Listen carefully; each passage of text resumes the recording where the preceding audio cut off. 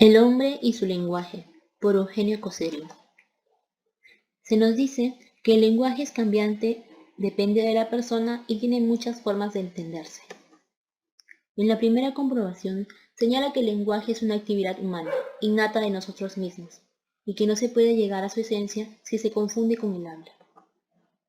En la segunda comprobación señala que el lenguaje es un acto grupal, no puede ser individual, que éste relaciona palabras para crear oraciones, lográndose esto a través de los años, con el paso del tiempo y la experiencia. Un ejemplo claro de este es cómo el hombre antes se comunicaba por medio de gritos y hoy en día logra un lenguaje articulado, que nos permite una comunicación más refinada. En la tercera comprobación dice que cada uno tiene su propia técnica de lenguaje y no todos nos comunicamos de la misma manera. También que el lenguaje da la creación de significados. La historia, como influenciadora, ha modificado el lenguaje como el que hasta ahora lo conocemos. Hablemos sobre el lenguaje. Podríamos decir que el lenguaje es una actividad libre exclusivamente del ser humano, también que es creación de contenidos expresados de una manera articulada para su mejor entendimiento. Esta actividad libre está sujeta a cambios. Si nos ponemos a leer un libro antiguo, existirán algunas palabras que no las vamos a entender, debido a que ya no se usan en nuestro tiempo, como abrazado, que significa preso, o demoranza, que significa tardanza. La función esencial del lenguaje es comunicar. Podríamos dividir el lenguaje en dos aspectos, función e instrumentalidad. Como función se dice que fija y crea conocimientos. Estos conocimientos pueden tomar significados independientes de la realidad, como creer que existen los unicornios. Como instrumentalidad se dice que intenta expresar ideas, dar definiciones y explicar conceptos con la utilización de signos. En la ciencia, el lenguaje hace accesible la investigación objetiva, por ello podría considerarse el lenguaje como base de la ciencia. La ciencia y el lenguaje. No es posible la ciencia sin el lenguaje. Con el lenguaje podemos determinar ideas y conceptos de las palabras, que luego se utilizarán para poder desarrollar la ciencia.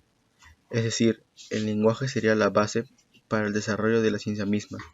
Toda ciencia va más allá del lenguaje, en dos sentidos esenciales. Se dirige a la realidad de las cosas mismas y también a cosas no dadas en el lenguaje. Toda ciencia tiene un objeto de estudio, y este se centra en estudiar e investigarlo, algo que el lenguaje no realiza. Determinación especial del lenguaje como para lo que ella misma descubre o delimita. Este emplea al lenguaje para explicar y crear ideas de las cosas que describe o delimita. Supongamos que la física es una ciencia reciente que se está empezando a estudiar.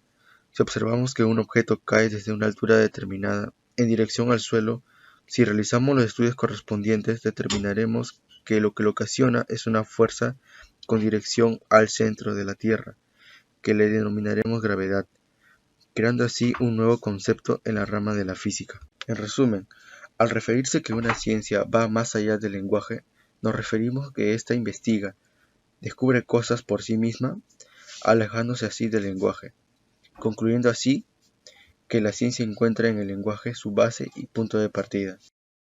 El ser humano es absoluto y en su necesidad de comunicarse, crea el lenguaje. Este puede ser muy cambiante, incluso en un mismo territorio.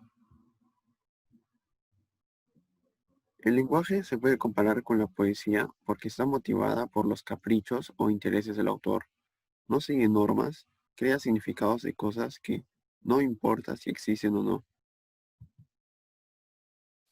Una dimensión del lenguaje nos dice que ese es absoluto porque su creador es absoluto. En cambio, otra dimensión del lenguaje sería la alteridad.